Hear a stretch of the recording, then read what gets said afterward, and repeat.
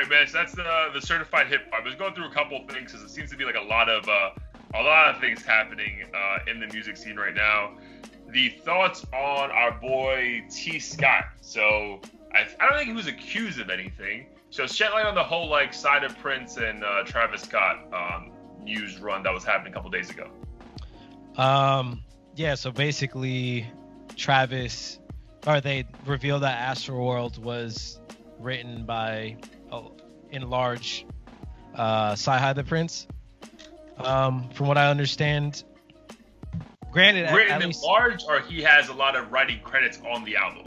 I think a lot of writing credits on the album. Okay. But Sci-Hi admitted to writing 80% of Watch the Throne. So if that's the case, I wouldn't be surprised if he wrote 80% of Astroworld. In terms of thoughts, like I never really considered Travis like a lyricist, nor has he claimed to be the best lyricist. So I don't feel deceived in any way. But at the same, so like if this came out with like Pusha T or Joyner Lucas or some shit, I probably would be pissed off because I'm like, right, motherfuckers are rapping to rap. That's all you have. Yeah. You're not singing shit. You're not doing anything but reciting words. So if you can't do that shit, I don't know what the fuck you're doing because you're not singing. But with Travis, like, I think his concerts, like just being an entertainer in that regard takes a whole lot of talent. And then his melodies and just the way he sings with auto-tune and shit is something that not everyone can do. So right, I would never discredit him. Yeah. And I'm sure he has his own credits on there, so I'm sure he's coming up with a ton of shit and bringing his own ideas to the table. But for me, at least, it's just kind of revealed that a lot of our favorite artists probably aren't doing as much as we think they are. Right. At least once they get to stardom. I'm sure when Travis was starting out, he didn't have 10 writers and shit. But at a certain point, it's like, if you want to become a megastar, I feel like it's almost inevitable that you're going to have like a team of people feeding you ideas and shit. That's my point, yeah. So I agree with that exactly. So I remember from the Rap Radar interview with Drake on Tidal, like he even said that, bro. He's like, bro, if you think like I'm in the room, if you're an artist, you're not in the room with other people who make music, you're not taking ideas from each other, you're fucking lying to yourself. You know what I mean? Yeah. So I wonder if it was that, like, yo, he's like, bro, like you've worked with Kanye forever. Kanye's my people, bro. Let's just fucking vibe off each other. And if you help me with some lyrics and blah blah blah, I'll give you like a writing credit. Blah blah. Like, I mean, we weren't in the room. We'll never know. But to your point, like, dude, yeah, I've never looked at Travis as like, dude, he's the best rapper alive. I looked at him as like, bro, this guy's probably one of the best artists around. And every song he puts out, similar to Drake, is a fucking hit. So again, even if he did let this guy write most of the album, again, it gets thrown out there. So I mean, that's why we're bringing it up, because it's like a fucking very headline and catchy, post. But dude, that could also mean that he helped them, finalize a hook, on every other song. Like who really fucking knows? But because it was also weird to me, bro. Like think about all the fucking Travis Scott features. So you're telling me this motherfucker's hiring writers for features as well? Like, I don't know. It's just like kind of weird, right? Like the idea of that, like, yo, let me go get this fucking guy who doesn't write his rhymes to be on my song. Like that just seems kind of fucking like the idea of that sounds off. Yeah. Well, I mean, so now that I remember, Sci-Hi, I did hear part of the reference track for Sicko Mode, and he did literally say like, it was only a snippet, but he did say the whole like first 4 lines of like whatever how it goes. Like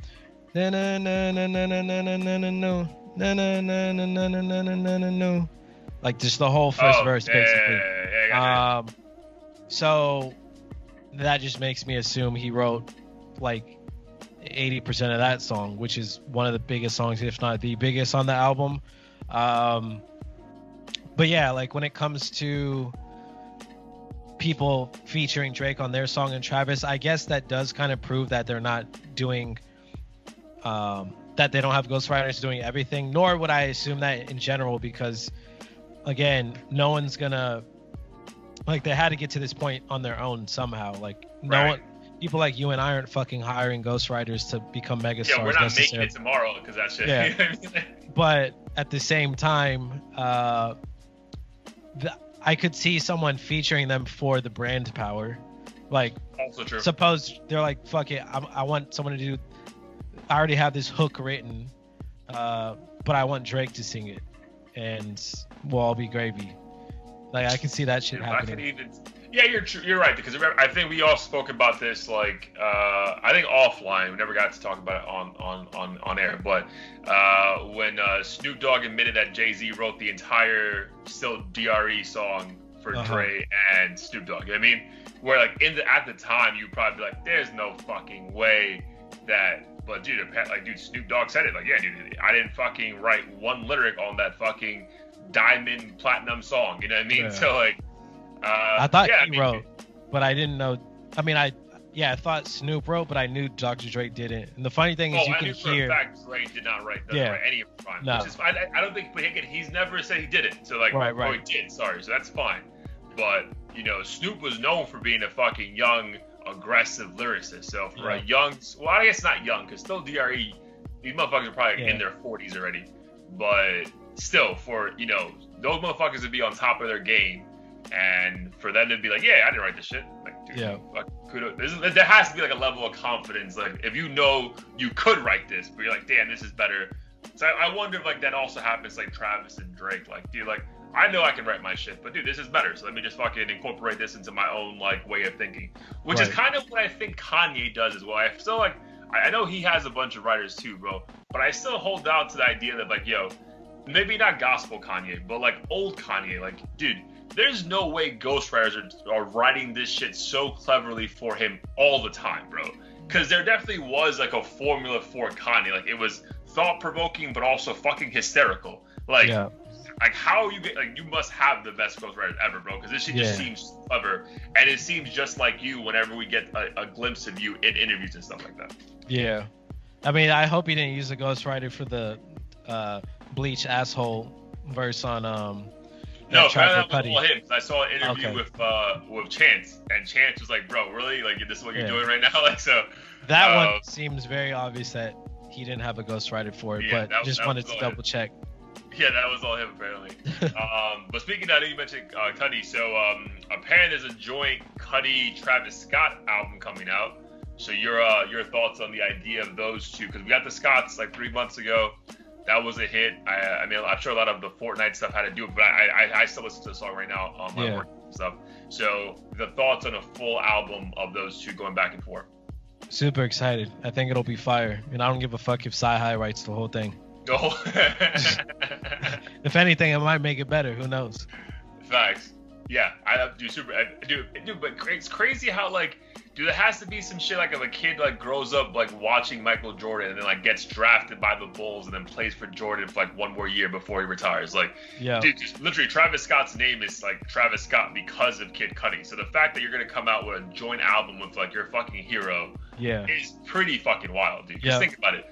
I was 19 when Man on the Moon dropped. So Cudi must have been, Travis Scott must have been like fucking 11 15 or 12? Or some shit. Yeah, 12. What? I don't How know. old is this motherfucker? Hold on. Let me check. Cause I think he's like, I'm assuming late 20s, like 28 or some shit. Yeah. Hold on, check right now. This motherfucker is 28 years old. So he's 3 years younger than me. So if I was 18, 19, he was like 15, 16, bro. So imagine being 15, 16, and then fast forward 15 years later, and it's like, yo, you're going to have an album with that guy you look to. That's pretty fucking wild. Yeah, that's sick. It kind of reminds me of, this is the same feeling I got seeing Joyner rap with Eminem, even though it wasn't a joint album. They've rapped a couple times with each other, I think. And I don't know, it's dope to see someone end up doing work with their childhood idol. It just makes you feel like, I guess, not to sound cliche, but like dreams can become a reality. Yeah, dude,